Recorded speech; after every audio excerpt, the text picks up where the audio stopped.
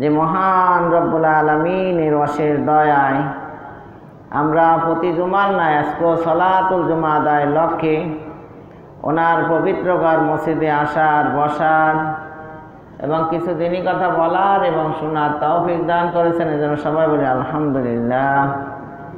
আমি আপনাদের সম্মুখে পবিত্র কোরআনে কারিমের সূরা বনী ইসরাইল 17 নম্বর সূরার 35 নম্বর আয়াতে কারিমা উপস্থাপন করেছি। আশা করি আয়াতের আলোকে কিছু কথা বলার আল্লাহ সুবহানাহু ওয়া তাআলা যেন বলার, বোঝার এবং আমল করার তৌফিক দান করেন। এজন্য সবাই বলেন আমিন। আয়াতের আলোকে আজকে যে বিষয়টা নিয়ে আলোচনা করার ইচ্ছা সেটা হলো হালাল হারাম ব্যবসা বাণিজ্যে ইসলামের রূপরেখা প্রসঙ্গে। সুন্দর ও সুস্থ জীবন এবং আত্মার পরিশুদ্ধির জন্য হালাল জীবিকা এবং তার জন্য হালাল উপার্জন প্রয়োজন। হালাল উপার্জনের মধ্যে রয়েছে মানুষের বিপুল কল্যাণ। হারাম বা অবৈধ পন্থায় অর্জিত সম্পদ অপবিত্র বিদায়, তাতে রয়েছে মারাত্মক অকল্যাণ। হালালের ভিতরেই আরাম রয়েছে, হারামের ভিতরে কোনো আরাম নাই। মানব জীবনে জীবিকার প্রয়োজনীয়তা অনস্বীকার্য। নিজ নিজ যোগ্যতা ও সামর্থ্য অনুযায়ী জীবিকার জন্য পরিশ্রম ও চেষ্টা তদবির করা সক্ষম প্রতিটি মানুষের কর্তব্য। আল্লাহ সুবহানাহু ওয়া তাআলা সূরা আন-নাজ 53 নম্বর সূরার 39 নম্বর আয়াতে বলেন, ওয়া আল্লাইসা লিল ইনসানি ইল্লা মা সাআ। মানুষের কর্তব্য চেষ্টা তদবির করা। চেষ্টা তদবির করবে মানুষে। আর সাইউ মিন্নি ওয়াল ইতমামু মিনাল্লাহ। আমাদের পক্ষ থেকে হবে চেষ্টা, এর রেজাল্ট পরিপূর্ণতা পৌঁছানো দায়িত্ব হলো আল্লাহর। তো আমরা মনে করি ভাগ্য বা তকদিরে যা আছে তা ঘটবে, কিন্তু চেষ্টা যা করব ওইটাই তকদিরে রূপান্তরিত হবে। এজন্য এক কবি বলেন, লাইসা লিল ইনসানি ইল্লা মা সাআ কো ইয়াদ কর, ফির তেরে তকদীর হি তদবীর হি তকদীর হয়। লাইসা লিল ইনসানি ইল্লা মা সাআ, ইয়াটিকে স্মরণ করো, তারপর তোমার তকদির যেটা আছে ওটা তোমার তদবির প্রচেষ্টাই তকদিরে রূপান্তরিত হয়ে যাবে। তো উপার্জন করতে হবে আমাদের হালাল। আল্লাহ রাসূল সাল্লাল্লাহু আলাইহি সাল্লাম বলেন, তলাবু কাসবিল হালালি ফরিজাতুন বাদাল ফরিজা। বাইহাকি শরীফের হাদিস, হালাল জীবিকা সন্ধান করা ফরজের পরে একটি ফরজ। নামাজ, রোজা, হজ, ইবাদত বন্দেগী যেমন ফরজ, ঠিক হালাল উপার্জন করাটাও ফরজ। পরিশ্রম না করে অলস ও বেকার কর্মবিমুখ ঘরে বসে থাকা ইসলামে হারাম। পরিশ্রম করতে হবে। শ্রমের প্রতি উৎসাহ দিয়েছেন আমাদের প্রিয় নবী সাল্লাল্লাহু আলাইহি সাল্লাম। বুখারী শরীফের হাদিসে আসছে, আল্লাহ রাসূল সাল্লাল্লাহু আলাইহি সাল্লাম বলেন, মা আকালা আহাদু তুআমান কাত্তু খায়রাম মিন আইয়াকুলা মিন আমালি ইয়াদিহি। নিজের দুই হাতের উপার্জিত খাদ্যের চেয়ে উত্তম খাদ্য কেউ কোনোদিন খায়নি। নিজের উপার্জিত টাকা দিয়া যে খাবার সে ক্রয় করে বা তৈরি করে, ওইটাই সবচেয়ে শ্রেষ্ঠ খাবার। নিজ হাতের উপার্জন এবং হালাল ব্যবসায়ের উপার্জন সর্বোত্তম। এই সম্পর্কে আল্লাহ রাসূল সাল্লাল্লাহু আলাইহি সাল্লাম বলেন, যেটা তিরমিজি শরীফের হাদিস, আত-তাজিরু সাদুকুল আমিন মা'আন নাবিয়্যিনা ওয়াস-সিদ্দিকিনা ওয়াশ-শুহাদা'i ইয়াওমাল কিয়ামাহ। সত্যবাদী ও বিশ্বস্ত ব্যবসায়ী কিয়ামতের দিন নবীগণ, সিদ্দিকগণ ও শহীদদের সাথে থাকবেন। বলেন সুবহানাল্লাহ। যারা সত্যবাদী বিশ্বস্ত ব্যবসায়ী, কিয়ামতের দিন এদের স্থান হবে নবীদের সাথে, সিদ্দিকগণদের সাথে এবং শহীদদের সাথে। বৈধ কাজের মাধ্যমেই সম্পদ বা জীবিকা উপার্জনের পথ অবলম্বন করতে হবে। পথটা হইতে হবে বৈধ। ইসলামে যেমন হালাল পন্থায় উপার্জন হালাল, তেমনি ইসলামে হারাম বা নিষিদ্ধ পন্থায় আয় উপার্জনও হারাম। হালাল পন্থায় উপার্জন করা হালাল, আর নিষিদ্ধ পন্থায় উপার্জন করা হারাম। কেননা এইসব হারাম কাজও হারাম পেশা লোকদের ঈমান, আকীদা, বিশ্বাস, চরিত্র, মান মর্যাদা ও সংস্কৃতিকে ভয়ানকভাবে ধ্বংস ও ক্ষতিগ্রস্ত করে। ইসলামে ব্যবসা বাণিজ্যের মাধ্যমে আয় উপার্জনের জন্য বিশেষ তাগিদ রয়েছে। তবে ইসলাম ব্যবসার ক্ষেত্রে কোনোরূপ ধোঁকা, প্রতারণা, ঠকবাজি, জুয়া, মাপে ও ওজনে কোনোরূপ কম বেশি করা, ভেজাল মেশানো কিংবা পণ্যদ্রব্য আটকে রেখে লোকদের কষ্ট দেওয়া, মুনাফাখুরি, কালোবাজারি কিংবা অহেতুক পণ্যদ্রব্যের দাম বাড়িয়ে দেওয়ার মতো কার্যক্রম গ্রহণ করা হারাম করেছেন ইসলামে। তাহলে ব্যবসা পাইকারি দরে সব হালাল বলা চলে না। অনেক সময় মানুষের আচার আচরণে, কর্মকাণ্ডে এটা হারামে রূপান্তরিত হয়ে যায়। ইসলামে হালাল হারামের বিধান অত্যন্ত সুস্পষ্ট। একজন মুসলিম কশমিন কালেও হারাম গ্রহণ করতে পারে না। হালাল উপার্জন করা ফরজ এবং হারাম ও অবৈধ উপায়ে ব্যবসা বাণিজ্য বা উপার্জন করা হারাম। অবৈধ উপায়ে ব্যবসা বাণিজ্য করে যে অর্থ সম্পদ হাসিল করা হয় তা খেয়ে নামাজ, রোজা, হজ, যাকাত কবুল হয় না। তাহলে হারাম খাইয়া ইবাদত করলেও ইবাদত আল্লাহ কবুল করে না, তার দোয়াও কবুল হয় না। যত দোয়াই করুক, যদি খাবার হালাল না হয় তাহলে তার দোয়া আল্লাহ কবুল করে না। এমনকি অবৈধ সম্পদ দ্বারা কোনো নেক কাজ করলে তাও আল্লাহর নিকট গ্রহণযোগ্য হয় না। যত দান খয়রাতি করুক, এগুলো তো তার টাকাই ঠিক নেই, তার আয় তো অবৈধ, তার ইনকামই তো হারাম। এজন্য সে যদি কোনো ভালো কাজও করে ওটা কবুল হয় না। আল্লাহ পবিত্র জিনিস গ্রহণ করেন, অপবিত্র জিনিস গ্রহণ করে না। কোরআন ও হাদিসে বিশেষভাবে নিষিদ্ধ অবৈধ লেনদেনের মধ্যে অন্যতম হলো ওজনে বা মাপে কম দেওয়া, ভেজাল দেওয়া, ধোঁকা দেওয়া, ফাঁকি দেওয়া, সব রকমের ধোঁকাবাজি ইসলামে হারাম করছেন। আল্লাহ রসুল বলেন, মান গাশশানা ফালাইসা মিন্না, যে আমাদের সাথে ধোঁকা করলো, ধোঁকা দিল, প্রতারণা করলো, ঠকবাজি করলো, সে আমাদের দলভুক্ত নয়। তাহলে ফাঁকি দেওয়া এবং সরকার বা জনগণের সম্পদ গ্রহণ করা, সুদ গ্রহণ বা প্রদান, ঘুষ গ্রহণ বা প্রদান ইত্যাদি, এগুলো সব আপনার অবৈধ, নিষিদ্ধ কাজ। সূরা মুতাফফিফিনের প্রথম আয়াতে আল্লাহ তাআলা ইরশাদ করেন, ওয়াইলুল লিল মুতাফফিফিন, যারা মাপে কম করে তাদের জন্য দুর্ভোগ। এই ওয়াইলুন অনেক আয়াতের ভিতরে আসছে, যেমন সূরা হুমাযার ভিতরে আছে ওয়াইলুল লিকুল্লি হুমাযাতিন লুমাযা ওয়াইল। আবার সূরা মুরসিলাতের ভিতরে প্রায় 10টা আয়াতই আসছে খালি ওয়াইলু ইয়াউমাইযিল লিল মুকাযযিবিন।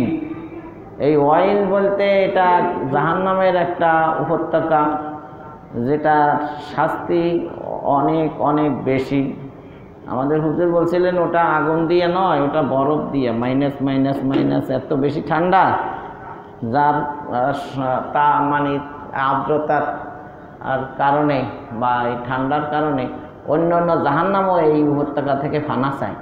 এত জটিল কঠিন একটা জায়গা, জাহান্নামের জায়গা, এখানেই ফেলে দিবে যারা মাপে কম দেয়।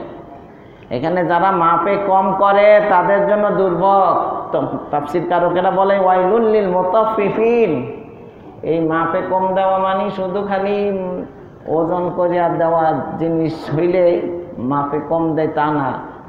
যেটা গণনা করিয়া বিক্রি করে ওখানে গণনায় কম দিলে, লিচু 50টা ভিতরে যদি 48টা দেয় তা 2টা কম হইল না, তাহলে ওখানে তো মাপে না, তা গনে। তার মানে এখানে শুধু গোনার জিনিস, আবার কাপড় তো মাপেও না, গনেও না, ওটা তো মিটার মাপে, ওটারও তো আবার আছে এই গজ, ফিট। তো সেই হিসাবে পরিমাণে কম দেওয়াটাই ধ্বংসের কারণ, সেটা ওজনে হোক, গণনায় হোক, পরিমাপে হোক। অথবা আরও সবিস্তরে ব্যাখ্যা করছেন তাফসীরকারগণ, সেটা হলো ডিউটি বা দায়িত্বে কম দেওয়া, ফাঁকিবাজি করা। 5 ঘন্টার ডিউটি নিয়ে চাকরি নিছে, এখন 5 ঘন্টা ঠিক মতন কাজ করে না, তাহলে মাইনা আর বেতন সেটাও কি হবে, ওই যেটুক ফাঁকি দিছে ওইটুক হালাল হবে না, হারাম হবে। এইভাবে 1 দিন 2 দিন 1 মাস 1 বছরে অনেক টাকা হারাম ইনকাম করতেছে, চাকরি করিও হারাম খাইতেছে, ব্যবসা করিও হারাম খাইতেছে। তাহলে মাপে কম দেওয়া, দায়িত্বে কম দেওয়া, যে পরিমাণ দায়িত্ব নিছে ওই দায়িত্ব পরিপূর্ণভাবে পালন করতে হবে। ওয়াইলুল লিল মুতাফফিফিন, যারা মাপে কম করে তাদের জন্য দুর্ভোগ। ওয়াইল জাহান্নামের ভয়াবহ পরিণাম তাদের জন্য যারা মাপে পরিমাপে কম দেয়। সকল প্রকারের ফাঁকি কমতি করলে পৃথিবীতে কঠিন গজব ও আখিরাতে কঠিন শাস্তির কথা ঘোষণা করা হয়েছে।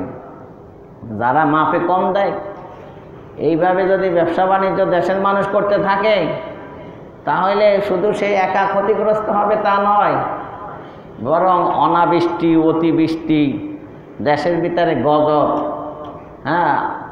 জলোচ্ছ্বাস, ভূমিকম্প, বিভিন্ন রকমের মহামারী, আল্লাহর গজব নেমে আসবে যদি মানুষ ব্যবসা বাণিজ্যে কী করে, ফাঁকিবাজি করে।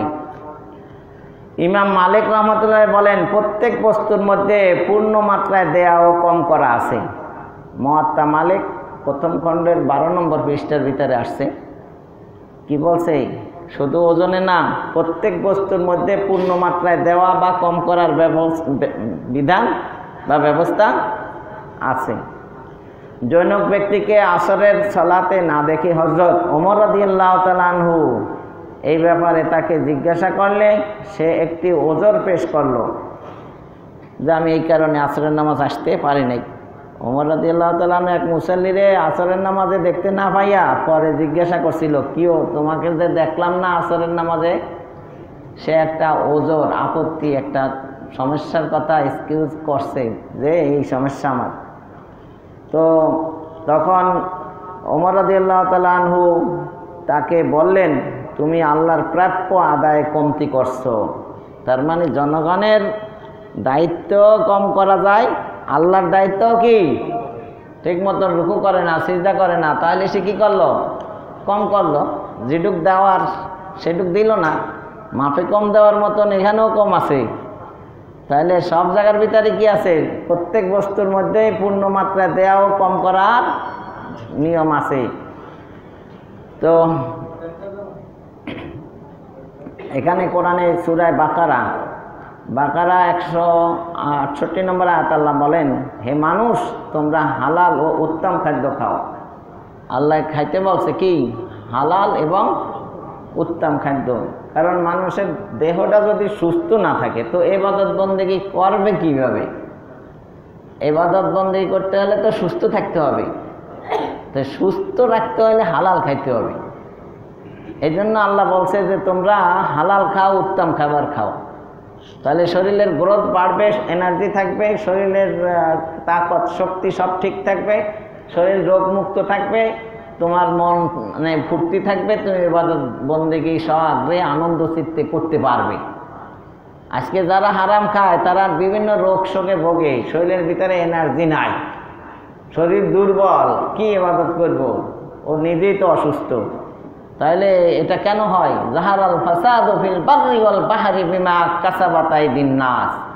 জল ও স্থলে যত বিপর্যয়, অশান্তি, যত দুঃখ দুর্দশা, সব মানুষের হাতের উপার্জিত ফসল। সে নিজেই নিজের অসুস্থ করে, আল্লাহ অসুস্থ করে না। তাহলে কি বোঝা গেল? আমাদের চালচলন, আমাদের ওঠা বসা, খাওয়া দাওয়া ঠিক নাই। আল্লাহ যেভাবে চলতে বলছে, খাইতে বলছে, সেভাবে আমরা খাই না। মহান আল্লাহ তাআলা চান প্রতিটি মানুষ জান্নাতে প্রবেশ করুক। আল্লাহ চান যে সবাই জান্নাতে প্রবেশ করুক। আর এজন্যই তিনি মানুষের নাজাত ও মুক্তির জন্য নাজিল করেছেন বিশ্ব মানবতার মুক্তির সনদ আল কোরআনে কারীম। বলেন সুবহানাল্লাহ। এই কোরআনকে হাতে কলমে বুঝিয়ে দেওয়ার জন্য তিনি যুগে যুগে এই আল্লাহর বাণী পৌঁছানোর জন্য, বোঝানোর জন্য নবী রাসূলগণ প্রেরণ করেছেন। এবং এই কোরআন বোঝানোর জন্য পাঠিয়েছেন সর্বশ্রেষ্ঠ মানুষ এবং সর্বশ্রেষ্ঠ রাসূল মুহাম্মদুর রাসূলুল্লাহ সাল্লাল্লাহু আলাইহি সাল্লামকে। কেন?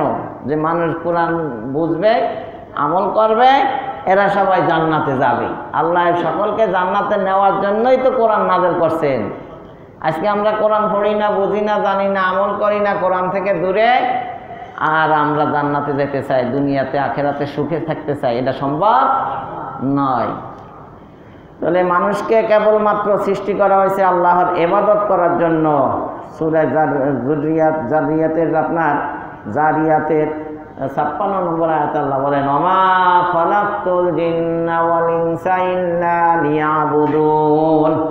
আমি জিন এবং মানুষকে আমার ইবাদতের লক্ষ্যে উদ্দেশ্যেই সৃষ্টি করেছি। তাহলে ইবাদত করতে হলে মানুষটাকে সুস্থ রাখতে হবে। ইবাদত কিভাবে করতে হয় সেটা জানাইয়া দিতে হবে।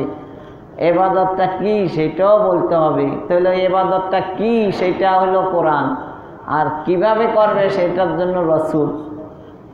তো নিশ্চয়ই আমি আদম সন্তানকে মর্যাদাবান করেছি। আল্লাহ বনি ইসরাইলের সূরা বনি ইসরাইলের 70 নম্বর আয়াতে বলেন, ওয়ালাকাদ কাররামনা বনি আদম। আমি বনি আদমকে সম্মানিত করেছি। বলেন সুবহানাল্লাহ। তো ইবাদত করার জন্য তাকে সর্বোত্তম দেহ অবয়ব দিয়েছেন এবং সে দেহকে পরিচালনা করার জন্য সার্বক্ষণিকভাবে সচল রাখার জন্য আল্লাহ পাক উত্তম খাদ্য নির্ধারণ করেছেন। বলেন সুবহানাল্লাহ। তো আল্লাহ বলেন, হে মানুষ, তোমরা হালাল ও উত্তম খাদ্য খাও। সূরা বাকারা 168 নম্বর আয়াত। তাহলে হালালান তাইয়্যিবা, ফাকুলু হালালান তাইয়্যিবা, হালাল খাও এবং উত্তম জিনিস খাও। যেটাই হালাল ওইটাই উত্তম, যেটা হারাম ওইটা অনুত্তম বা নিকৃষ্ট।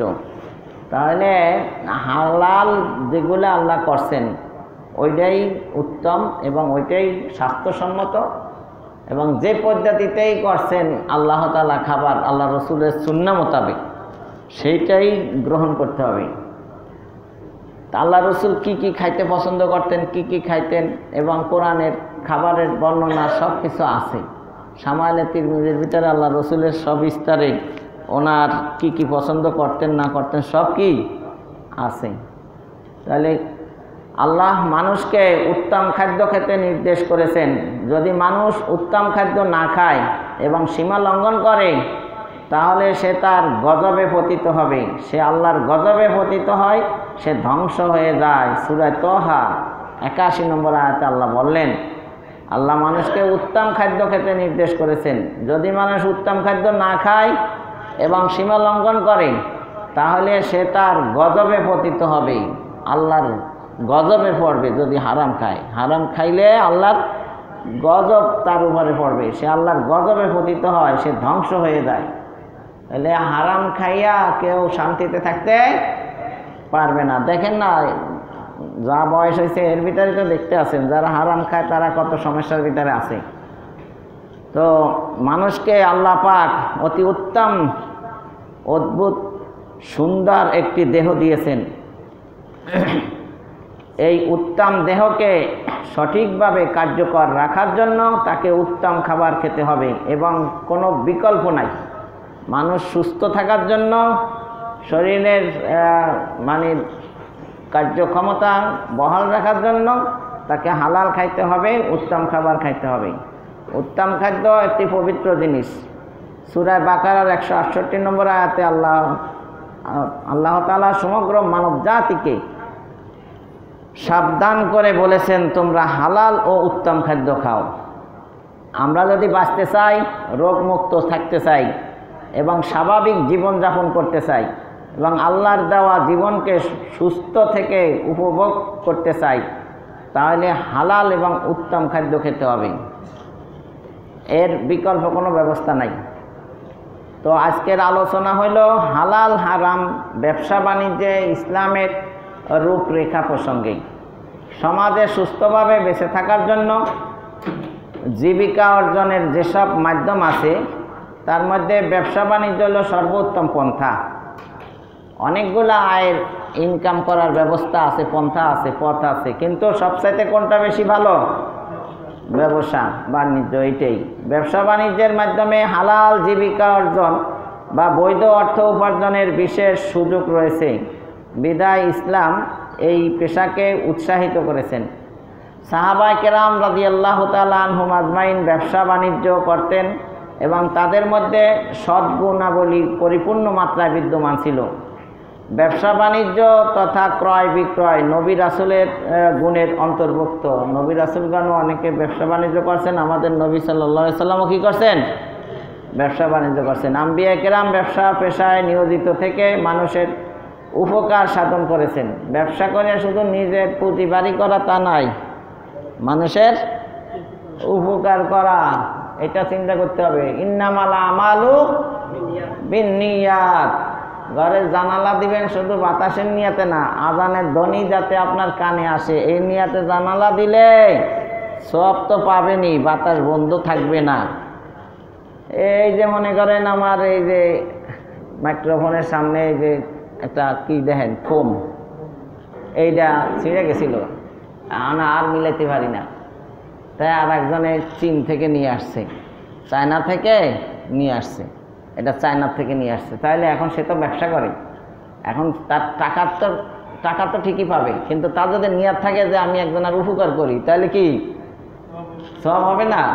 আপনি দেশি বিদেশি মাল বিক্রি করতে আছেন, এই লোকটা তো আর বিদেশে যাইতে পারবে না, কিন্তু আপনার মাধ্যমে সে এখানে বসে বিদেশের মাল ব্যবহার করতে পারে। তাহলে ইন্নামাল আমালু বিন্নিয়াত। আপনি ব্যবসা করবেন, টাকাও পাবেন, আপনি মানুষের উপকার করতেছেন সেই চিন্তা করেন না, একটা ভালো মাল মানুষকে দিচ্ছেন। এমন অনেক ব্যবসায়ী আছে যারা সৎ বিশ্বস্ত ইবাদতকারী, তারা নিজ নিজ ব্যবসা কেন্দ্রে নামাজের ঘর তৈরি করেন, কর্মকর্তা ও কর্মচারী সহ নামাজ রোজা অন্যান্য ইবাদত আদায় করে থাকেন। আলহামদুলিল্লাহ আমাদেরও কি আছে, নামাজের ব্যবস্থা আছে। এটা সৎ ব্যবসায়ীদের একটা কার্যক্রম যে তারা তাদের ব্যবসা প্রতিষ্ঠানে একটা কি রাখে, নামাজের ঘর রাখে। যে কোনো প্রকার দ্রব্যের বা জিনিসের ওজন সঠিকভাবে মেপে দেওয়া বা এতে কোনো রকম কম বেশি না হওয়া ব্যবসায়ীদের সততা ও বিশ্বস্ততার উৎকৃষ্ট প্রমাণ। এই ব্যাপারে মানুষকে সতর্ক করে পবিত্র কোরআনে কারিমে আল্লাহ তাআলা সূরা বনী ইসরাইলের 17 নম্বর সূরার 35 নম্বর আয়াতে ইরশাদ করেন, ওয়া আউফুল কাইলা ইযা কিলতুম ওয়াজিনু বিল কিসতাসিল মুস্তাকিম যালিকা খায়রু ওয়া আহসানু তা'ওয়িলা। তোমরা মেপে দেওয়ার সময় পূর্ণ মাপে দিবে এবং ওজন করবে সঠিক দাঁড়িপাল্লায়, এটাই উত্তম ও পরিণামে উৎকৃষ্ট। কেউ যদি পণ্য ক্রয় করিয়া বাসায় যাইয়া চিন্তা করে যে না আমি ঠকি নাই, তাহলে আগামীতেও সে কি আসবে। আর যদি একবার পণ্য ক্রয় করিয়া বাসায় যাইয়া যদি বুঝতে পারে যে এই লোকটা আমার সাথে প্রতারণা করছে, মাপে কম দিছে, বা যে 1 নম্বর মাল বলে 2 নম্বর মাল দিয়া দিছে, ও তো আসবে না, ওর বন্ধু বান্ধবেরও আসতে দেবে না, ওর 14 গোষ্ঠীরে ওই দোকান থেকে ফিরাবে। তাহলে পরিণাম শুভ হবে না অশুভ হবে? তাহলে আপনি যদি ভালো ব্যবহার করেন এবং পণ্যটা যথাযথভাবে তারে যেটা কিনছে সেইটাই দিয়ে দেন, ওজনে মাপে সব ঠিকঠাক করেন, দাড়িপাল্লাও ঠিক রাখেন, তাহলে এর পরিণাম কি হবে? উৎকৃষ্ট হবে। আল্লাহ বলে আহসানু তা'ওয়িলা, পরিণাম শুভ। পরিণাম কি? আপনি একজন ভালো ব্যবসায়ী হবেন, আপনার দিন দিন প্রতিষ্ঠানের শাখা প্রশাখা বাড়তে থাকবে, আপনার ইনকাম আয় রোজগার আর দিন দিন বাড়তেই থাকবে আপনার সততার কারণে। কিসের কারণে? দেখবেন ব্র্যান্ডের অনেক দোকান আছে, এই দোকানটা আরেক জায়গায় নিয়ে রাখার সাথে সাথে কাস্টমার বোঝা যায়, কারণ জানে যে এরা ফাঁকিবাজি করে না। ওখানে কিন্তু আগে কখনো ছিল না, হঠাৎ করে একটা শাখা খুলছে, ওই আগের নামে ওইটাও চলতেছে, নামের টানেই চলতেছে। তাহলে যদি সৎভাবে ব্যবসা করে তাহলে পরিণাম কি হয়? ভালো হয়। যে ব্যক্তি ব্যবসা বাণিজ্য বা উপার্জনের ব্যস্ততার মধ্যেও নিজের অন্তরকে আল্লাহর স্মরণে নিবদ্ধ রাখতে পারেন, তার পক্ষে উপার্জনে প্রবৃত্ত হওয়া খুবই উত্তম। যিনি ব্যতিব্যস্ততার মধ্যেও আল্লাহর সাথে অন্তরকে সংযুক্ত রাখতে পারেন তিনি প্রশংসনীয় তাই সৎ, নিষ্ঠাবান ও বিশ্বস্ত ব্যবসায়ীরা আল্লাহ ও তার রাসূলের কাছে খুবই প্রিয়, পছন্দনীয়। বলেন সুবহানাল্লাহ। তার মানে আপনি তো ব্যবসা করেন, আপনি অনেক ব্যস্ত মানুষ। আপনার এই ব্যস্ততার ভিতরে এই ব্যস্ততার ভিতরেও আপনি কি আল্লাহর হুকুম যথাযথভাবে কি করতেছেন? আদায় করতেছেন। নবী করিম সাল্লাল্লাহু আলাইহি ওয়াসাল্লাম বলেন, আত-তাজিরু সাদুকুল আমিন মান নাবিয়িন ওয়া সিদ্দিকিন ওয়া শুহাদা ইয়াউমাল কিয়ামাহ। সত্যবাদী ও আমানতদার ব্যবসায়ী কিয়ামতের দিন নবী, সিদ্দিক এবং শহীদদের সাথে থাকবে। বলেন সুবহানাল্লাহ। তিরমিজি শরীফের হাদিস, সিয়াসিত্তার হাদিস। সত্যবাদী আমানতদার ব্যবসায়ী কিয়ামতের দিন সিদ্দিক এবং শহীদদের, নবীদের সাথেও থাকবেন। তাহলে এটা একটা ইবাদত হয়ে গেল, এটা আর ব্যবসা রইল না। তাহলে ব্যবসা সততার সাথে, বিশ্বস্ততার সাথে করলে ওটা আর দুনিয়া রইল না, ওটা কি হয়ে গেল? আখিরাত হয়ে গেল। এর উসিলায় আপনি কাল ময়দানে মাহশরে নবী, সিদ্দিক, শহীদদের সাথে হাসর হবে। তাদের সাথে হাসর হওয়া মানে জান্নাত নিশ্চিত। বলেন সুবহানাল্লাহ। ইসলামে ব্যবসায়িক ক্ষেত্রে অসাধু পন্থা অবলম্বনের সুযোগ চিরতরে বন্ধ ঘোষণার পরও যারা অবৈধ সুযোগ গ্রহণের চেষ্টা করে তাদের জন্য কঠোর শাস্তির কথা ঘোষিত হয়েছে। আল্লাহর নবী সাল্লাল্লাহু আলাইহি সাল্লাম বলেন, যেটা তিরমিজি শরীফের আরেকটি হাদিস, ইন্নাত তুজ্জারা ইউবআসুনা ইয়াউমাল কিয়ামাতি ফুজ্জারা। কিয়ামতের দিন অসাধু ব্যবসায়ীরা গুনাহগারদের কাতারে উত্থিত হবে। কারণ ফিরাউন, সাদ্দাত, নমরুদ, হামান, এই সব যত বাজে মানুষ, খারাপ মানুষ, তাদের সাথে তার হাসর হবে। নবী, সিদ্দিক, শহীদদের সাথে তার কি হবে না? হাসর হবে না। তাহলে দুইটা পয়সা কামাইতে যাইয়া কেন আপনার পরকাল নষ্ট করলেন? তাহলে সততা আর বিশ্বস্ততার সাথে ব্যবসা করেন। আল্লাহ তো সৎভাবেও ধনী বানানোর ক্ষমতা আল্লাহর কি আছে। আল্লাহুম্মা কফিনি বিহালালিকা আন হারামিকা ওয়া আগনিনি বিফাদলিকা আম্মান সিওয়াক। এটা পড়বেন। কোরআনে আল্লাহ বলছে, আল্লাহু আলিম, আল্লাহু ওয়াসিউন আলিম। কারে কিভাবে ধনী বানাইতে হয় এটা আমি আল্লাহ ভালো করেই জানি। আপনি সৎ থাকেন, দেখবেন আপনাকে আল্লাহ তাআলা ধনী বানাই দিবেন। ওয়া আন্নাহু হুয়া আগনা ওয়া আকনা। আল্লাহ এত পরিমাণে অর্থ সম্পদ দিবে, ধনী তো হইবেন, ব্যয় করে শেষ করতে পারবেন না, আবার ব্যাংক ব্যালেন্স করতে হবে, সঞ্চয় করা লাগবে। ও আগুনা, ও আন্নাহু হুয়া আগুনা ও আকনা। এই আপনার ব্যাখ্যায় তাফসীরকারকেরা লেখেন, আল্লাহ এমন দেওয়া দিবেন যে আপনি খরচ করে কি করতে পারবেন না, শেষ করতে পারবেন না। তাহলে পণ্যের দোষ গোপন করা সম্পর্কে রাসূল সাল্লাল্লাহু আলাইহি সাল্লাম আপনার সাবধান করে বলেছেন, মান বা আইবান ওয়ালাম ইউবাইয়িনহু লাম ইয়াজাল ফি মাকতিল্লাহি ওয়ালাম তাজালিল মালাইকাতু তালআনুহু। যে ব্যক্তি দোষযুক্ত পণ্য বিক্রি করে, ক্রেতাকে দোষের কথা জানায় না, এমন ব্যক্তি সর্বদা আল্লাহর ঘৃণার মধ্যে থাকে এবং ফেরেশতারা সর্বদা তাকে অভিশাপ দিতে থাকে। ইবনে মাজাহ শরীফের হাদিস। আপনি আপনার পণ্যের কোন জায়গায় কোন ত্রুটি আছে এটা কাস্টমারে বলতে হবে, বললেই তো দাম একটু কমবে। যদি নেওয়ার হয় দাম কম দিয়েই নিবে, আর না নিলে তো এমনিই চলে যাবে। কিন্তু আপনি কি করলেন, দোষের কথা না বইলা ভালো মালের দামে বিক্রি করলেন, দাম বেশি নিলেন, আর ওই লোকটা পরে ঠকলো। কাউরে নিজেও ঠকার দরকার নাই, অন্যেরও ঠকানোর ব্যবস্থা ইসলামে রাখে নাই।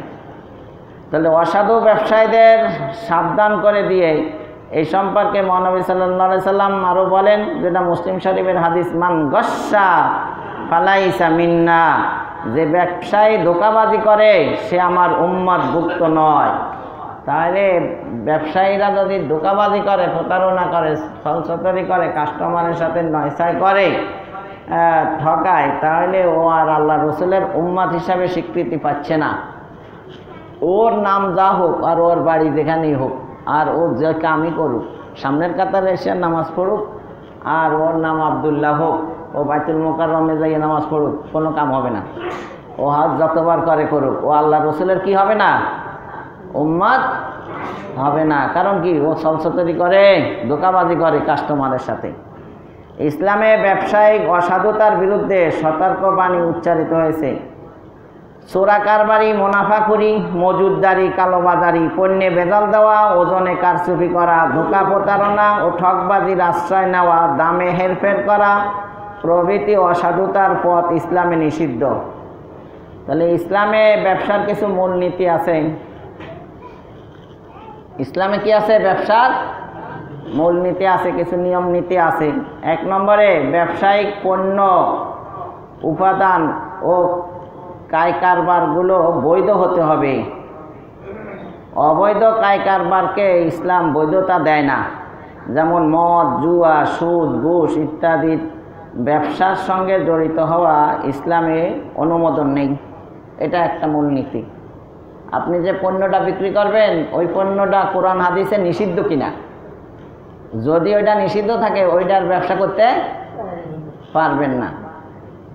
যেটা আল্লাহ এবং আল্লাহ রসুল নিষিদ্ধ করে দিয়েছেন ওই হারাম জিনিসের ব্যবসা করা যাবে না, কারণ এইসব বিষয়কে ইসলামে মৌলিকভাবেই হারাম ঘোষণা করা হয়েছে। 2 নম্বর মূলনীতি, ব্যবসা বাণিজ্য সকল অবস্থায় বৈধ পন্থায় হতে হবে, অর্থাৎ সেখানে কোনো ধরনের ধোঁকাবাজি, ভেজাল ও ফাঁক ফোকর থাকতে পারবে না, কোনো ধরনের মিথ্যার আশ্রয় থাকতে পারবে না। এ বিষয়ে ইসলামের কয়েকটা দৃষ্টিভঙ্গি আছে। যেমন ব্যবসায় কারো ক্ষতি করা যাবে না। আপনি ব্যবসা করতে আসেন কিন্তু কারো ক্ষতি করতে পারবেন না। তাহলে মালে ভেজাল দিয়া আপনি যে ব্যবসা করতে আসেন, এখানে তো ব্যবসা করতেছেন না, আর একজনের কি করতেছেন? ক্ষতি করতে আসেন। হোটেলে মাল বিক্রি করে, মনে করেন যেটা নষ্ট হয়ে গেছে, খাইলে তো এর পেটে অসুখ হবে, তা সে তো খাইতে আসে, আপনি তো বিক্রি করতে আসেন, তাহলে আপনার তো ব্যবসা হচ্ছে আর ওর পেট নষ্ট হইতেছে, তাহলে কি করলেন? অন্যের ক্ষতি করলেন। ব্যবসা দ্বারা মানুষের উপকার করার মানসিকতা থাকতে হবে, কারো ক্ষতি যেন না হয় সেদিকে লক্ষ্য রাখতে হবে। আল্লাহ রসুল সাল্লাল্লাহু আলাইহি সাল্লাম বলেন, আন্না রাসূলুল্লাহ সাল্লাল্লাহু আলাইহি সাল্লাম কযা আল্লা দারারা ওয়ালা দিরার, নিজে ক্ষতিগ্রস্ত হওয়া এবং অন্যের ক্ষতি করা কোনোটাই উচিত নয়। এটা আল্লাহ রসুল সাল্লাল্লাহু আলাইহি সাল্লামের সিদ্ধান্ত। নিজেরও ক্ষতি করা যাবে না, অন্যেরও ক্ষতি করা, নিজের ক্ষতি নিজে কেউ করে না, আবার অনেক সময় করেও, আবার বুদ্ধিমানেরা করে না। তো অনেকে করেও, ওই কথা আসতে বললে আবার থাম লাগবে না। যেমন মনে করেন বিড়ি সিগারেট খাইলে কি উপকার হয়? তো এটা কি অন্যেরা খায় না নিজেরটা নিজেই খায়? তাহলে ক্ষতি কি অন্যের করে না নিজের করে? অন্যেরও করে। জানালা দিয়া যায় যে বাসে সিটে বসে না, তো সাইড ম্যানের একটু ধোঁয়া টোয়া লাগলে তারও তো কিছুটা ক্ষতি হয়। ক্ষতি যে একবারে হয় না তা না। একবার এক লোক আমারে কয়, হুজুর আমি একটু জানালার পাশে বসতে চাই। আমি বলি কেন? আমি একটু ধূমপান করি। তো আমি বলে তো সব ধোঁয়া তো তাহলে ভিতরেই ঢুকবো। আপনি আপনার জায়গায় থাকেন, আমি জানালার কাছে থাকি। এবার নামার পরে দেখি কি আমার রুমাল পোড়াই ফেলছে, ওই যে বিড়ি দিয়ে ইচ্ছা করি পোড়াই দিছে রাগ করিয়া, মানে আমি বসতে দিলাম না যে। তাহলে এরা কি করে? উপকার করে না ক্ষতি করে? নিজের ক্ষতি নিজেই কি। এইভাবে একটা না আরও আছে। নেশা করে যারা, এরা নিজের ক্ষতি করে না উপকার করে? ব্রেন হাজার কম্পিউটারে ছেড়ে দামি একটা জিনিস সে নষ্ট করে দেয় নেশা করিয়া, তার শরীরের অনেক অঙ্গ নষ্ট করে দেয়, সবই তো নষ্ট হয়ে যায়, ওর আর কিছুই থাকে না, সামাজিক অবস্থানও থাকে না, ওর কোনো কিছুই আর থাকে না, নেশা করে সব শেষ করে দেয়। আচ্ছা, ব্যবসা করে গ্রাহকের কাছ থেকে আমরা শুধু লাভ করছি তা নয়, বরং আমরা তাদের জিনিস ও সেবা প্রদান করছি, এটা মাথায় রাখতে হবে। ইন্নামাল আমালু বিন্নিয়াত। আমরা শুধু ব্যবসা করতেছি না, সেবা প্রদান করতেছি। ব্যবসায়ী যারা আছেন তারা মনের নিয়ত চেঞ্জ করেন যে আমি ব্যবসা করতেছি না, আমি সেবা প্রদান করতেছি। মানুষের কি করতেছি? দেশ বিদেশের মাল এনে তার কি করতেছি? তার সেবা দিতেছি। এতে সহযোগিতা ও সহমর্মিতার সওয়াব পাবেন। বলেন সুবহানাল্লাহ। এটা আমার কথা না, আল্লাহ রসুল সাল্লাল্লাহু আলাইহি সাল্লাম বলেছেন। ইবনে মাজাহ শরীফের হাদিস, এবং হাদিস নম্বর 2341। ব্যবসায়ীরা শুধু ব্যবসা করবে না, সেবা প্রদান করার নিয়ত থাকলে তারা তাদের এই ব্যবসার বিনিময় টাকা পয়সার পাশাপাশি কী পাবে? সওয়াব পাবে। তারপরে ব্যবসার মূলনীতি, ধোঁকা প্রতারণা ও ফাঁকিবাজি করা যাবে না। এই ধরনের অপকর্ম ইসলামে মানবাধিকার লঙ্ঘন হিসাবে চিহ্নিত। যে ধোঁকা দেয় সে আমার উম্মত নয়। মুসলিম শরীফের হাদিস, হাদিস নম্বর 102। 3 নম্বরে ব্যবসার মূলনীতি হলো মিথ্যার আশ্রয় নেওয়া যাবে না। মিথ্যা অবশ্যই একটি নিন্দনীয় বড় ধরনের অপরাধ। ব্যবসার সাথে মিথ্যার সংমিশ্রণ আরও বেশি মারাত্মক ও ক্ষতিকর। এটি অত্যন্ত গর্হিত কাজ যা কখনোই কল্যাণ বয়ে আনে না। সাময়িক লাভবান হলেও পরিণতি খুবই করুণ। এটা বাইহাকি শরীফ এবং সোহাবুল ইমানের 4812 নম্বর হাদিস, মুসনাদে আহমদ ও তাবরানি শরীফের হাদিস। আপনি মিথ্যা কথা কইয়া ব্যবসা করলেন, সাময়িকভাবে উপকার হইল, স্থায়ীভাবে এটা আপনার ক্ষতি হচ্ছে। 4 নম্বর মূলনীতি হলো ওজনে নিজ স্বার্থ রক্ষায় কম বেশি করা যাবে না। অন্যকে দেওয়ার সময় ওজনে কম দেওয়া আর নেওয়ার সময় বেশি করে নেওয়া এ জঘন্য অপরাধ। আল্লাহ তাআলা সূরা মুতাফফিফিনের ভিতরে বলেন, 1 নম্বর থেকে 3 নম্বর আয়াতে বলেন, ওয়াইলুল লিল মুতাফফিফিন, ধ্বংস যারা পরিমাপে কি দেয়, কম দেয়।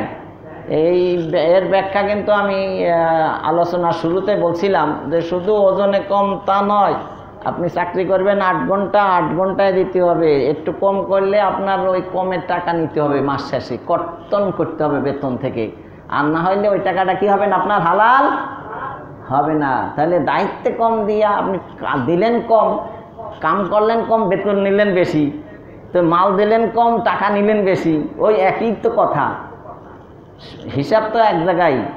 তাহলে নেওয়ার সময় নেবেন বেশি, দেওয়ার সময় দিবেন কম, এটা আল্লাহ তাআলা অপরাধ হিসাবে ধরে নিয়েছেন। ওয়াইলুল লিল মুতাফফিফিন, ধ্বংস যারা পরিমাপে কম দেয় তাদের জন্য। আল্লাযীনা ইযা ইক্তালু আলান নাসি ইস্তাওফুন ওয়া ইযা কালুহুম আও ওয়াজানুহুম ইউখসিরুন, যারা লোকদের কাছ থেকে মেপে নেওয়ার সময় পূর্ণ মাত্রায় গ্রহণ করে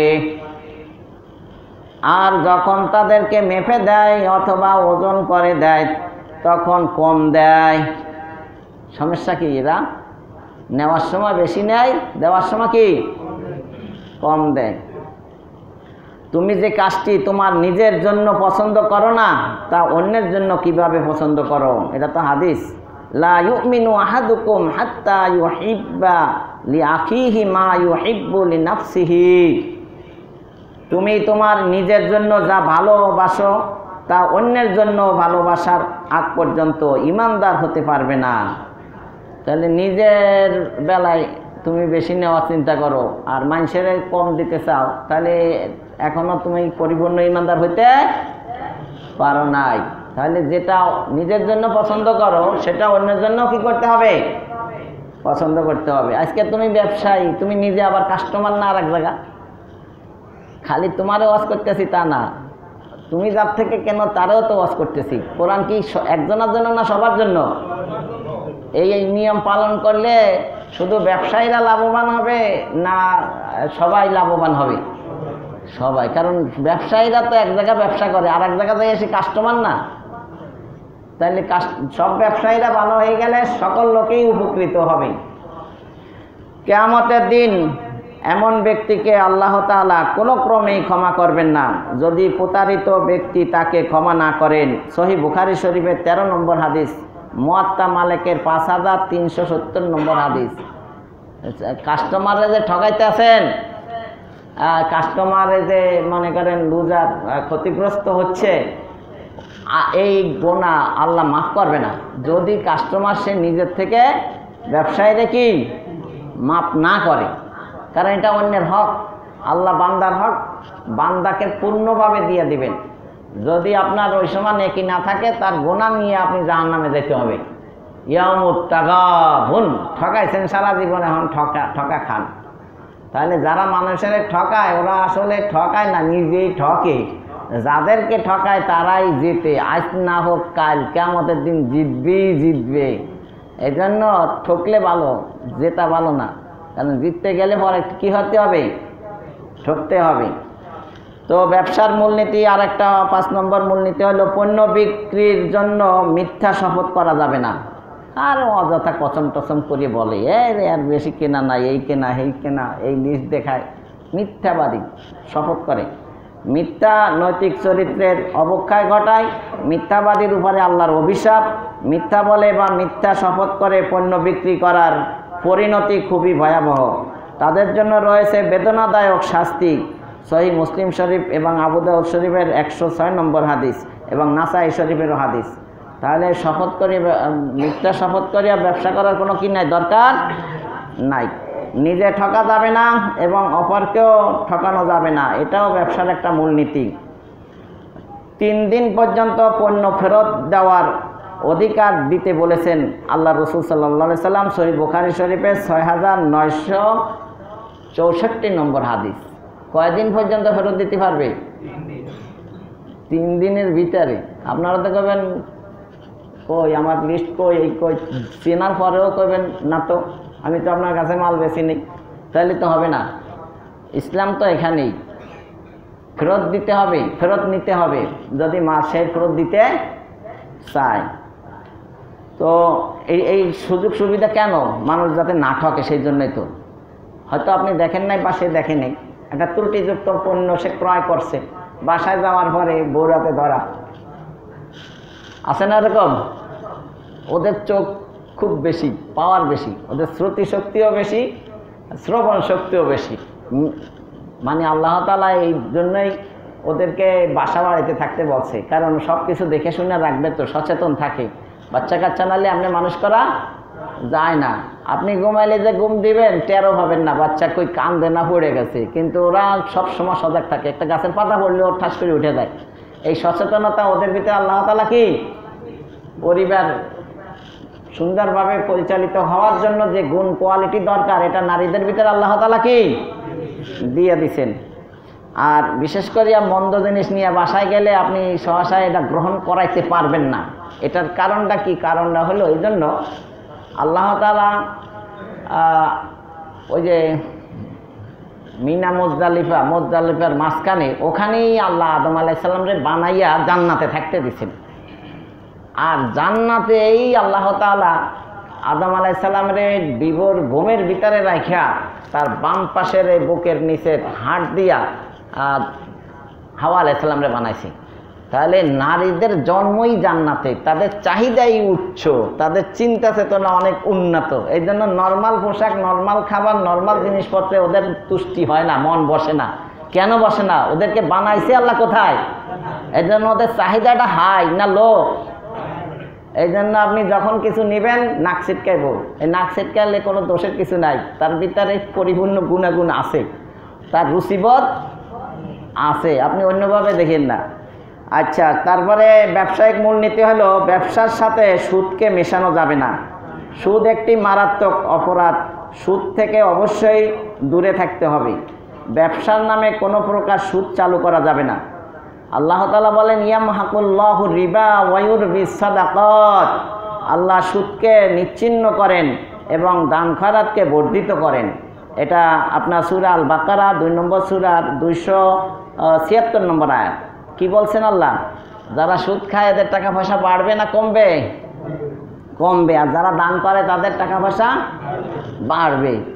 এখন তো যারা লেখাপড়া করিয়া ঢাকা শহরে তো আর এমনি আসে নাই, কমার বেশি লেখাপড়া করিয়েই তো আসছেন। তো এবার যোগ বিয়োগ করেন, মনে করেন আপনার কাছে 100 টাকা আছে, কয়শো? 5 টাকা গরিবের দিলেন, বাড়লো না কমলো? কেমনে বাড়লো? কোরআনের কথা তো করতেছি না, আমি তো অঙ্ক শিখাইতেছি। 5 টাকা কমলে কত হয়? 95 টাকা হয়। আর যদি সুদ খান 100 টাকায় 5 টাকা, তাহলে কত হয় মাস শেষে? তাহলে বাড়লো না কমলো? তাই কোরআনে বলতে আছে দান করলে বাড়ে আর সুদ খাইলে কমে। কিন্তু আমরা বাস্তবে দেখি সুদ খাইলে আরো 5 টাকা বেড়ে যায়, দান করলে 5 টাকা আরো কমে যায়। তাহলে বাড়লো কই, কমলো না। তো এটার উত্তর কি দিবেন? এটার উত্তর হলো যে আল্লাহ তাআলা এখানে বলছে বাড়বে, দান করলে সেটা বরকত দিবে। আল্লাহ কি দিবে? বরকত দিবে। ওই 95 টাকা দিয়ে আপনি যা করতে পারবেন তা ওই 105 টাকা দিয়ে করতে পারবেন না। ওইটা আঙ্গুল ফুলা কলা গাছ হবে, দেখতে মনে হবে স্বাস্থ্য, ভিতরে পানি। ওরে ফুজির ট্যাবলেট খাওয়াইয়া পেশাবের মাধ্যমে পানি সরাইতে হইব, আর স্বাস্থ্য টাস্থ্য কি নাই, বোঝেন নাই? ওরে দেখতে মোটা সোটা লাগলে কি হবে, ওর শরীরের ভিতরে কোনো কিছু। যারা সুদ খাইয়া অবৈধ টাকা উপার্জন করিয়া গাড়ি বাড়ির মালিক হয়েছে, ওর ভিতরে কোনো শান্তি বলতে কিছু নাই।